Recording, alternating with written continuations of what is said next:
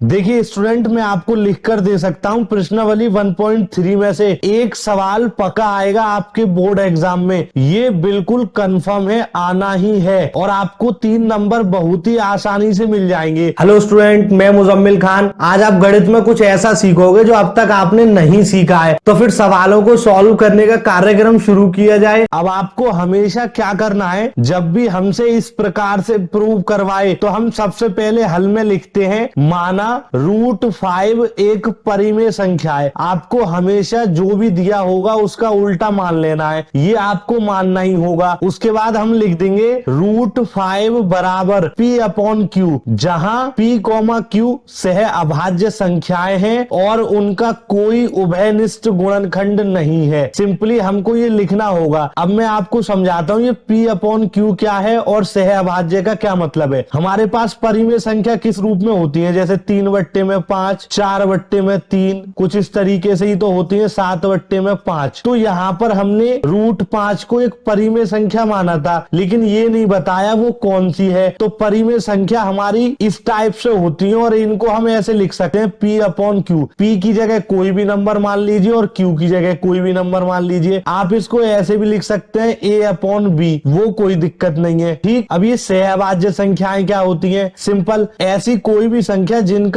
HCF 1 आ जाए वो सहअभाज्य होती हैं। जैसे 3,5, क्योंकि 3 और 5 के जब भी हम फैक्टर करेंगे यानी कि गुणनखंड करेंगे तो हमें वही वैल्यू मिल जाएगी जो दे रखी थी। ऐसे ही 5 के करेंगे तो 5 में भी हमें वही वैल्यू मिल जाएगी। तो जब हम इनको देखेंगे तो कॉमन क्या मिला हमें? 1। तो इनका HCF क्या होगा? 1। तो ये हमारी सहअभाज्य संख्या है। तो हमने यहाँ पर यही कहा है कि P और Q सहअभाज्य संख्या है और इनका कोई उभयनिष्ठ गुणनखंड भी नहीं है। देखिए यहाँ पर कोई भी गुणनखंड नहीं मैच हुआ।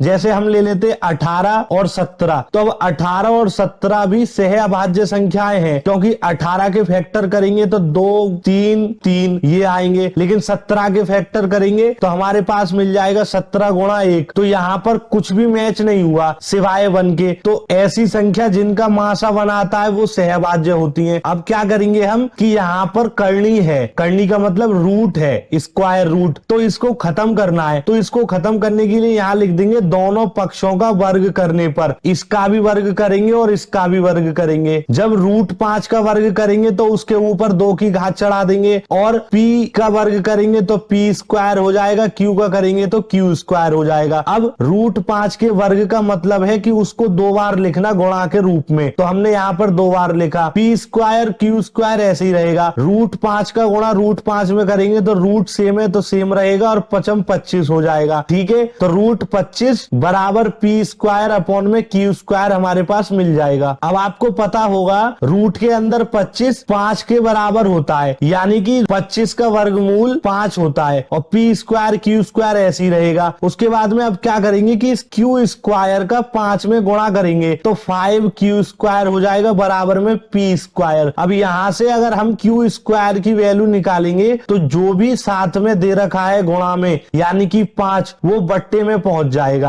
तो Q² बराबर P² बट्टे में 5 आ जाएगा और ये हमारा समीकरण नंबर 1 बन जाएगा। बहुत ही आसान है, बस बेसिक कैलकुलेशन है, वो आपको समझते हुए चलना है। अब हम एक और काम करेंगे कि जो भी हमने समीकरण 1 बनाया था Q² बराबर P² बट्टे में 5, इसमें यहाँ पर कुछ हिंदी लिख देंगे। क्या 5 P² को विभाजित करता है तो 5 P को भी विभाजित करेगा। अब इसका क्या मतलब है वो सिखाता हूं। हमने क्या लिखा था कि P² 5 को विभाजित करता है। मान लीजिए कि P की जगह 10 है तो 10 के स्क्वायर को 5 काट देगा। 10 का स्क्वायर क्या आएगा? 100। 100 को 5 से काटेंगे तो 20 आ जाएगा। तो 20 भी तो 5 से कट जाएगा, यही यहाँ पर कह रहा है। देखिए इसको समझने का सिंपल सा मतलब है, क्या लिखा है? 5 P² को विभाजित करता है। मान लीजिए P की जगह हमने 10 माना तो 10 का स्क्वायर क्या होगा? 100। तो 5 से 100 कट रहा है। ठीक है, तो अब अगली वैल्यू क्या मिली हमारे पास? 20। तो 5 से p भी तो विभाजित होगा, तो 20 भी 5 से कट जाएगा। अब यहाँ पर हमें एक और स्टेटमेंट लिखना है, क्या?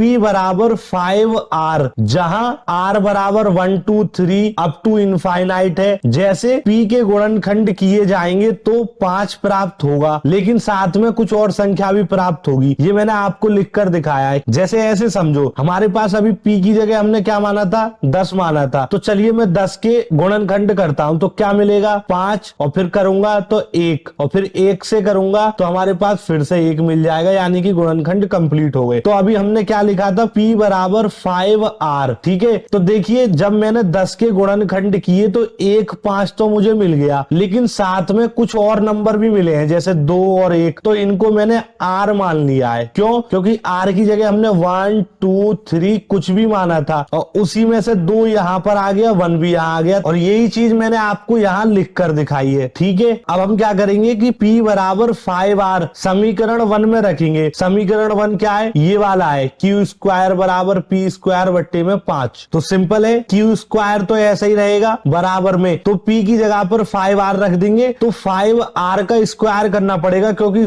समीकरण में p स्क्वायर था बट्टे में 5, तो q स्क्वायर ऐसे ही रहेगा। अब इसका स्क्वायर करेंगे तो 5 का हो जाएगा 25, और r का हो जाएगा r स्क्वायर बट्टे में 5, ऐसे ही रहा। अब 5 से इसको काट देंगे हम सिंपल तरीके से, तो यहाँ पर 5 मिल जाएगा हमारे पास, तो q स्क्वायर बराबर में 5r स्क्वायर मिलेगा। अब इस वैल्यू को हम ऐसे भी लिख सकते हैं, 5r स्क्वायर बराबर q स्क्वायर, और यहां से जब r स्क्वायर की वैल्यू निकालेंगे तो ये जो 5 है ये इसके बट्टे में आ जाएगा कुछ इस तरीके से। ठीक है, तो मैंने यहाँ यही लिखा है, r स्क्वायर बराबर q स्क्वायर बट्टे में 5, और इस वाले को हम समीकरण नंबर 2 दे देंगे। तो देखिए समीकरण 1 और समीकरण 2 में दोनों वैल्यू आपस में बदल गई। पहले q स्क्वायर की वैल्यू थी, लेकिन यहाँ पर r स्क्वायर की वैल्यू है। फिर यहाँ पर हम ऐसे ही लिख देंगे, 5 से q स्क्वायर विभाजित है तो 5 से q भी विभाजित होगा। इसका मतलब अगर q की जगह आप 10 का स्क्वायर रखते हैं तो 5 से 10 भी कट जाएगा, और जो संख्या आएगी फिर वो भी कट जाएगी 5 से। सिंपल सा मतलब है, बस आपको यही समझना है। इसमें हिंदी ज्यादा है, जैसे मैंने आपको लिखकर दिखाया है आप सिंपली इसी तरीके से समझते चलिए और अपनी नोटबुक में नोट कर लीजिए, आपको पूरे नंबर मिलेंगे। अब हमने अपना दिमाग लगाया और दोनों समीकरणों को बारी बारी से सॉल्व कर लिया, लेकिन सवाल खत्म नहीं हो रहा, बार बार यही रिपीट हो जाता है। अब मान लीजिए हम यहाँ पर कुछ और मान लेते हैं तो फिर से कुछ नया बन जाएगा। तो अब हम यहाँ पर अपना एक लास्ट स्टेटमेंट लिखेंगे। देखिए आपको ये लास्ट स्टेटमेंट बहुत ध्यान से समझना है। समीकरण 1 कॉमा समीकरण 2 के निष्कर्ष से 5 p कॉमा q दोनों को विभाजित करता है, पर हमने सवाल में कहा था कि p कॉमा q सह अभाज्य संख्याएं हैं, किसी से भी नहीं कट सकती। ये हमने अभी आपको बताया था, ये मैंने आपको अभी बताया था, p कॉमा q सह अभाज्य संख्याएं कोई उभयनिष्ठ गुणनखंड नहीं है और आपस में कटेंगी भी नहीं, क्योंकि जैसे मैंने अभी लिखा था 8 बट्टे में 7, तो ये आपस में कटेंगी नहीं। तो ऐसी संख्या जो आपस में नहीं कटती हैं और उनका HCF हमारे पास 1 आ जाता है, तो वो सह अभाज्य संख्याएं होती हैं। ठीक है, लेकिन इस वाले निष्कर्ष से हमें पता चल रहा है कि 5 p और q को दोनों को विभाजित कर देगा। तो हम यहाँ पर लास्ट स्टेटमेंट में लिख देंगे, हमारी कल्पना या विरोधाभास गलत सिद्ध हुई, √5 एक अपरिमेय संख्या ही है। ठीक है, बहुत ही सिंपल है, एक दो बार आप करोगे समझ में आ जाएगा। अब आप प्रश्न नंबर 2 को देखिए, क्या लिखा है? सिद्ध कीजिए 3 + 2√5 एक अपरिमेय संख्या है। हर सवाल में इसी तरीके से प्रूव करना है। सबसे पहले हम लिखेंगे, माना 3 + 2√5 एक परिमेय संख्या है, यानी कि जो दे रखा है उसका उल्टा मान लेंगे। ठीक है, उसके बाद में अब आप जानते हैं कि परिमेय संख्या p/q के रूप में लिखी जाती है, जैसे 3 बट्टे में 5, कुछ इस तरीके से। तो हमने यहाँ पर लिखा 3 + 2√5 बराबर p/q। अब यहाँ से सिर्फ और सिर्फ √5 की वैल्यू को निकालेंगे, तो ये जो 3 दे रखा है इसका पक्षांतर कर देंगे, इस साइड पर ले आएंगे तो ये माइनस में बन जाएगा कुछ इस तरीके से। तो हमारे पास बचेगा 2√5 बराबर p/q -3। अब √5 रखना है हमें, तो इस 2 को भी नीचे ले आएंगे, ये गुणा में है तो इनके बट्टे में आ जाएगा। तो यहाँ पर भी 2 नीचे आ जाएगा कुछ इस तरीके से, और ऐसे ही इसके बट्टे में आ जाएगा। तो मैंने यहाँ पर लिख दिया √5 बराबर P/2Q माइनस 3/2, और इसको समीकरण नंबर 1 कह दिया। अब यहाँ पर हमें कुछ हिंदी और लिखनी है। हम जानते हैं √5 एक अपरिमेय संख्या है और P/2Q माइनस 3/2 एक परिमेय संख्या है। जैसे देखिए ये √5 है, तो ये तो अपरिमेय संख्या, ये हमने पिछले सवाल में अभी सॉल्व की है, लेकिन उसी के बराबर में ये सारी वैल्यू निकली है। लेकिन हमने इस वाली वैल्यू को क्या माना है? परिमेय संख्या। वही मैंने यहाँ पर लिखा है कि एक अपरिमेय संख्या है और एक परिमेय संख्या, तो फिर हम कह देंगे तो हमारी कल्पना गलत सिद्ध हुई। अतः 3 + 2√5 एक अपरिमेय संख्या ही होगी, क्योंकि एक परिमेय मानी है हमने अपनी तरफ से और एक अपरिमेय आ रही है सवाल की तरफ से। तो जैसे सवाल की तरफ से आ रही है वैसे ही हमको मानना पड़ेगा। तो हमने जो कल्पना करी थी कि माना 3 + 2√5 एक परिमेय संख्या है, वो गलत सिद्ध हो गई। 3 + 2√5 एक अपरिमेय संख्या है। ये आप तब लिख सकते हैं जब आपसे √5 बराबर अपरिमेय संख्या प्रूव करना आता है, जो पिछले सवाल में मैंने आपको अभी सिखाया है। सिद्ध कीजिए कि 1/√2 एक अपरिमेय संख्या है। ये आई सवाल का हल हमें करना है। माना 1/√2, यहाँ कुछ भी हो सकता है 1/√2 की जगह, वो कोई फर्क नहीं पड़ता, पर लिखना ऐसे ही है। माना 1/√2 एक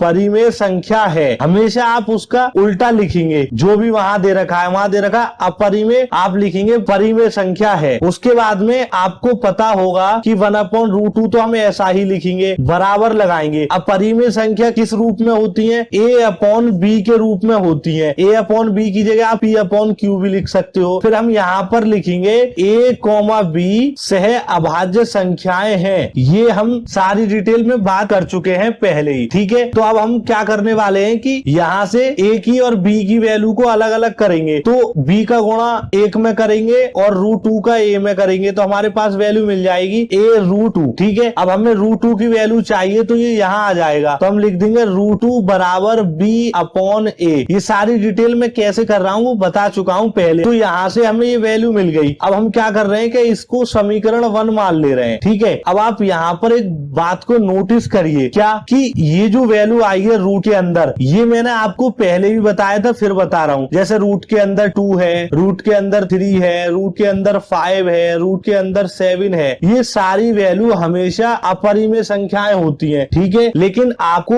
अभी ध्यान देना है कि A/B हमने क्या माना है? परिमेय, और ये क्या हो गया? अपरिमेय। तो भैया ये दोनों चीज अलग अलग हो गई ना, पहली अपरिमेय और दूसरी हमने मानी है परिमेय, क्योंकि सवाल खुद कह रहा है हमने ये वैल्यू मान ली है परिमेय और ये होती है अपरिमेय। तो ऐसा तो हो नहीं सकता, क्योंकि अलग अलग क्वांटिटी हो गई। तो इसका मतलब या तो हमारा करना गलत है या फिर ये सवाल गलत है। तो सवाल तो गलत नहीं हो सकता, क्योंकि √2 पहले से अपरिमेय संख्या होती है, ये वैज्ञानिक प्रूव कर गए। तो हमने यहाँ इसको परिमेय मान लिया। जो भी वैल्यू B/A की है वो √2 के बराबर है, तो √2 अपरिमेय है, तो देखने पर तो वो भी वैल्यू अपरिमेय हो जाएगी। तो हम यहाँ पर एक स्टेटमेंट लिख देंगे, समीकरण 1 को देखने पर हमारी कल्पना गलत सिद्ध हुई। 1/√2 एक अपरिमेय संख्या ही है, ठीक है। बस ये इतना सा चिरकुट सा सवाल है और इतनी सी हमें हिंदी इस सवाल में लिखनी है, अपना काम हो जाएगा। टीचर आएंगे, अच्छे से चेक करेंगे और हमें पूरे नंबर दे देंगे, जितने भी नंबर का ये सवाल होगा। अब इस वाले सवाल का हल करने के लिए भी हम यही लिखेंगे, माना 7√5 एक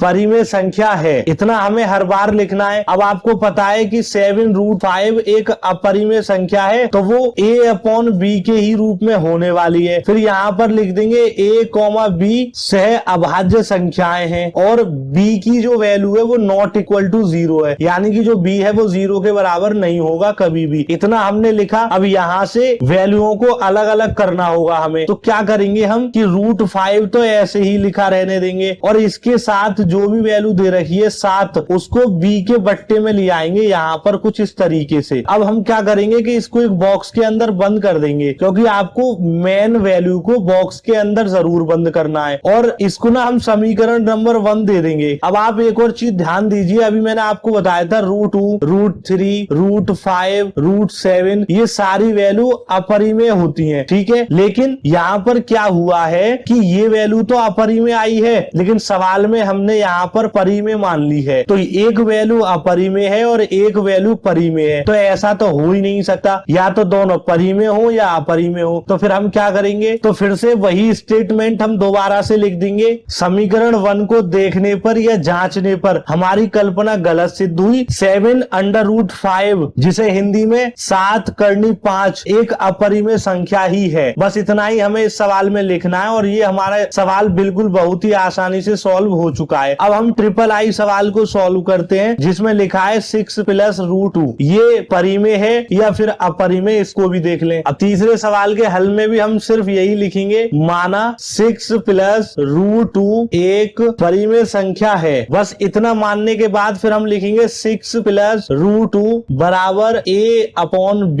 a/b की जगह आप कुछ भी लिख सकते हो और यहाँ लिखेंगे a, b सह अभाज्य संख्याएं हैं। बस उसके बाद में आप यहाँ भी लिख सकते हैं b बराबर नहीं है 0 के, कुछ इस तरीके से। अब यहाँ से इन वैल्यूज को अलग अलग करना है, तो हम क्या करेंगे कि √2 को ऐसा ही लिखेंगे, क्योंकि √2 को ही एक साइड में रख लेंगे तो सहूलियत हो जाएगी सवाल में, और a/b ऐसा ही रहा। अब ये वाली वैल्यू इधर आएगी तो इस प्लस को तो भूल जाओ, क्योंकि √2 प्लस का है, तो चिन्ह लगाओ या मत लगाओ उससे कोई फर्क नहीं पड़ता। ये भी प्लस का है क्योंकि इसके आगे कोई चिन्ह नहीं है, तो ये प्लस का है। इस साइड पे आएगा तो इसका पक्षांतर हो जाएगा, तो ये माइनस में बन जाएगा 6, कुछ इस तरीके से। अब क्या करेंगे कि √2 तो ऐसा ही रहा और इसके नीचे मानेंगे 1 और एलसीएम लेके सॉल्व करेंगे, तो हमारे पास वैल्यू आ जाएगी a - 6b बटे में b। कैसे एलसीएम आएगा b का डिवाइड b से करेंगे 1 मिलेगा, 1 का गुणा a में करेंगे a, माइनस ऐसा ही रहा, 1 का भाग b में करेंगे तो b मिलेगा और b का गुणा 6 में करेंगे तो 6b मिलेगा। तो आप ध्यान से देखिए, यहां से आगे ये सवाल सॉल्व नहीं होगा, तो मैं इसको एक बॉक्स के अंदर बंद कर दे रहा हूं और इस वाली वैल्यू को हम समीकरण नंबर 1 नाम दे रहे हैं, कुछ इस तरीके से। अब आप यहाँ पर फिर से ध्यान दीजिए कि √2 आ गया, तो √2 तो एक अपरिमेय संख्या होती है और ये सारी वैल्यू हमने यहाँ पर परिमेय मान ली है, ठीक है। तो ये दोनों वैल्यू आपस में अलग अलग हैं, एक अपरिमेय और एक परिमेय, तो बराबर तो हो ही नहीं सकती। तो यहाँ पर हम एक स्टेटमेंट लिखेंगे, समीकरण 1 को देखने पर या जांचने पर हमारी कल्पना गलत सिद्ध हुई। 6 + √2 एक अपरिमेय संख्या है। बस इतना ही हमको लिखना होगा, क्योंकि भैया √2 एक अपरिमेय और ये परिमेय, तो ये दोनों आपस में बराबर नहीं हो सकती। इसका मतलब हम ये लिख देंगे और हमारा ये सवाल बहुत ही आसानी से सॉल्व हो गया। और यहीं पर प्रश्नावली 1.3 खत्म हो चुकी है।